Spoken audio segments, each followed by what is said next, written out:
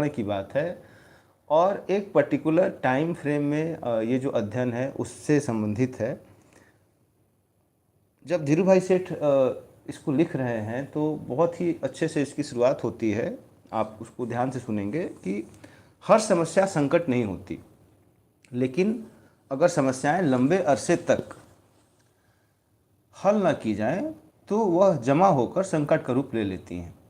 मतलब जो प्रॉब्लम्स हैं राजनीति के क्षेत्र में, अगर हम उसके समाधान की तरफ नहीं जाते हैं और उन समस्याओं को हम ऐसे ही जमा करते हैं, ये समस्याएं इस तरीके से संघनित होने लगती हैं, तो यही समस्याएं संघनित होकर संकट का रूप धारण कर लेती हैं। तब उन्हें संरचनागत परिवर्तनों के जरिए ही निपटाया जा सकता है। संरचनागत जरियों के माध्यम से ही निपटाया जा सकता है, यानी कि जो मैकेनिज्म है उसको हटाने का, उस क्राइसिस से निकलने का, वो स्ट्रक्चरल होगा और उसमें जो स्ट्रक्चरल चेंजेज हैं उसके माध्यम से ही हम उन क्राइसिस को दूर कर सकते हैं, रिमूव कर सकते हैं। भारतीय लोकतंत्र भी 70 के दशक की शुरुआत से ही लगातार इस प्रकार के संकट का शिकार है। तो टाइम फ्रेम हमने बात की थी, तो टाइम फ्रेम है 1970 का जो दशक है। समाज और अर्थव्यवस्था में बड़े पैमाने पर हुए संरचनात्मक परिवर्तनों के मुकाबले उसकी राजनीतिक व्यवस्था असंगति की शिकार हो गई है। अब देखिए बड़ी अच्छी बात है, इसको अगर ध्यान से समझा जाए कि समाज और अर्थव्यवस्था यानी कि जो सोसाइटी है और जो इकोनॉमी, उसमें जो स्ट्रक्चरल चेंजेस हुए, उन स्ट्रक्चरल चेंजेस के अकॉर्डिंग राजनीतिक व्यवस्था असंगति का शिकार है। यानी कि जो पॉलिटिकल सिस्टम है वह उसको मैच नहीं कर पा रही थी। यानी कि जो सोसाइटी में, जो इकोनॉमिक्स में चेंजेस हो रहे थे, उन चेंजेस के हिसाब से, उन चेंजेस के अकॉर्डिंग पॉलिटिकल सिस्टम जो है अपने आप को मैच नहीं कर रही थी। चुनाव और अन्य लोकतांत्रिक संस्थाएं पूरी अवधि तक सरकार चलाने लायक जन वैधता की आपूर्ति कर पाने में अक्षम थी। अक्षम का मतलब यहाँ आप इनकैपेबल के रूप में देख सकते हैं, इनसफिशिएंसी के रूप में देख सकते हैं कि जो लोकतांत्रिक संस्थाएं हैं, जो डेमोक्रेटिक इंस्टीट्यूशंस हैं और जो इलेक्शंस हैं, ये हो रहे थे, लेकिन पूरे टाइम फ्रेम में गवर्नमेंट स्टेबल तरीके से काम कर सके, ये नहीं हो पा रहा था।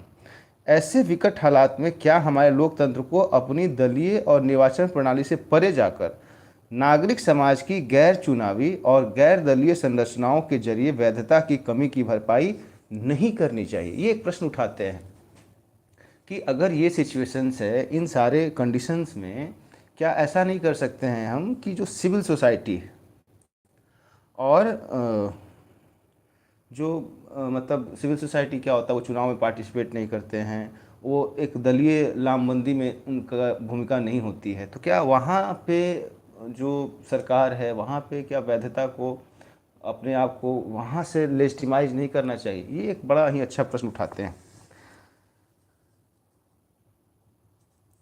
अब अगर हम समस्या के राजनीतिक संकट की जो परिभाषा, उनका जो पहला भाग है इस अध्याय में, उसके में वो बड़े अच्छे से परिभाषित करने की कोशिश करते हैं संकट को। तो वो कहते हैं कि जो संकट है उसे हम प्रणालीगत असफलता के रूप में देखें। मतलब जो सिस्टम है, या उसको आप कहते हैं सिस्टमेटिक फेल्योर के रूप में देखें कि जो डिमांड है उस डिमांड के अकॉर्डिंग अगर पॉलिटिकल सिस्टम जो है वो सप्लाई नहीं कर पा रही है, या जो चेंजेस हो रहे हैं उस चेंजेस के अकॉर्डिंग वो अपने आप को स्टेबल नहीं कर पा रही, तो उसको उस तरीके से हम उसको राजनीतिक सफलता या उसके रूप में देखें।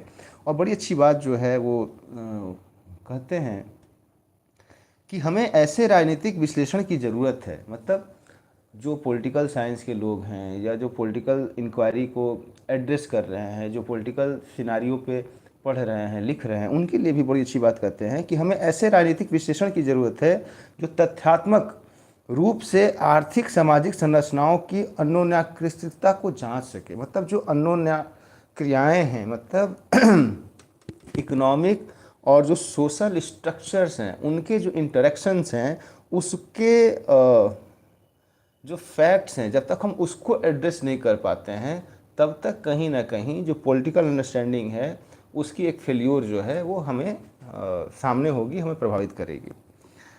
दूसरा भाग जो है, अच्छा इस बात को आगे बढ़ाने से पहले मैं